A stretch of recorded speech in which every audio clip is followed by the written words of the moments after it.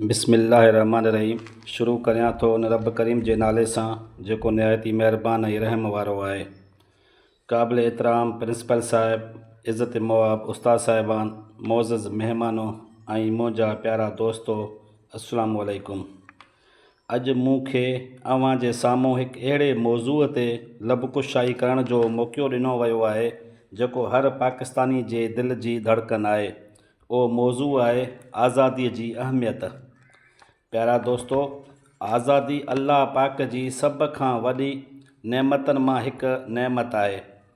ग़ुलामी इंसान खां संदन इज़त, वक़ार ऐं सुञाणप खसे वठंदी आहे, जॾहिं त आज़ादी इंसान खे इज़त सां जीअण, पंहिंजे मज़हब ते अमल करण, पंहिंजी ॿोली ॻाल्हाइण ऐं पंहिंजे ख़्वाबनि जी ताबीर हासिलु करण जो हक़ ॾिए थी। 14 अगस्त 1947 ईस्वी उहो तारीख़ी ॾींहुं आहे जॾहिं बेशुमार क़ुर्बानीनि खां पोइ असांजो प्यारो पाकिस्तान वजूद में आयो। लखें माण्हुनि पंहिंजा घर, पंहिंजूं ज़मीनूं ऐं पंहिंजा अज़ीज़ क़ुर्बान करे पंहिंजे ईंदड़ नसुल लाइ आज़ादी जो तोहफ़ो हासिलु कयो। दोस्तो, अॼु जेकॾहिं असीं अमुन सां पंहिंजे स्कूलनि में पढ़ूं था, मस्जिदनि में इबादत करियूं था ऐं पंहिंजे क़ौमी झंडे हेठि फ़ख़्र सां बीहूं था, उहो उन्हनि अज़ीम क़ुर्बानीनि जो नतीजो आहे। जन रत सां गुलशन सींगारियो, जन रत सां गुलशन सींगारियो, तन सुरमन खे सलाम आहे। जन जान ॾेई वतन बचायो, जन जान ॾेई वतन बचायो, तन हर शहीद खे सलाम आहे।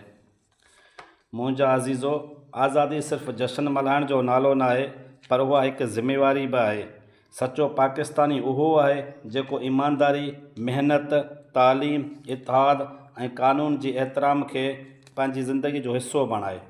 जेकॾहिं असीं पंहिंजे ज़िमेवारियुनि खे विसारे छॾींदासीं त आज़ादीअ जो असुलु मक़सदु बि कमज़ोर थी वेंदो। महिनत खे पंहिंजो राहबर बणायो, महिनत खे पंहिंजो राहबर बणायो, इत्तेहाद खे पंहिंजी ताक़त बणायो। जे वतन सां वफ़ा निभाईंदासीं, जे वतन सां वफ़ा निभाईंदासीं त पाकिस्तान खे दुनिया में मथां बढ़ाईंदासीं। मुंहिंजा अज़ीज़ साथियो, असांजी प्यारी धरती मुख़्तलिफ़ ॿोलियुनि, सक़ाफ़तनि ऐं रिवायतनि सां मालामाल आहे, पर असां सभिनी जी सुञाणप हिकु आहे ऐं उहा आहे पाकिस्तान। अचो त नफ़रतनि बदिरां मुहबतूं विरहायूं, इख़्तिलाफ़ बदिरां इत्तेहाद पैदा करियूं ऐं पंहिंजे वतन खे अमुन, इल्म ऐं तरक़ी जो गहवारो बणायूं। दोस्तो, अॼु जे नौजवाननि ते वॾी ज़िमेवारी आहे। किताब हथ में खणणु, इल्म हासिलु करणु, सच ॻाल्हाइणु, वक़्त जी पाबंदी करणु ऐं पंहिंजे मुल्क जे क़ानून जो एहतराम करण ई सची हुबुल वतनी आहे। असांजो रोशन मुस्तक़बिल असांजी महिनत, इख़लाक़ ऐं किरदार सां जुड़ियल आहे। ही धरती मुंहिंजी सुञाणप आहे, ही धरती मुंहिंजी सुञाणप आहे, ही झंडो मुंहिंजो मान, जान बि क़ुर्बान, माल बि क़ुर्बान, मुंहिंजो प्यारो पाकिस्तान। अल्लाह करे ही वतन हमेशह आबाद रहे, अल्लाह करे ही वतन हमेशह आबाद रहे, अमन, मोहबत ऐं ख़ुशहालीअ सां शाद रहे। आख़िर में अचो त अल्लाह पाक खां दुआ करियूं त हू असांजे प्यारे पाकिस्तान खे हमेशह अमन, तरक़ी ऐं ख़ुशहाली अता फ़रमाए ऐं असां सभिनी खे सचो ऐं ज़िमेवार पाकिस्तानी बणजण जी तौफ़ीक़ अता फ़रमाए। आमीन। पाकिस्तान ज़िंदाबाद। जिए पाकिस्तान।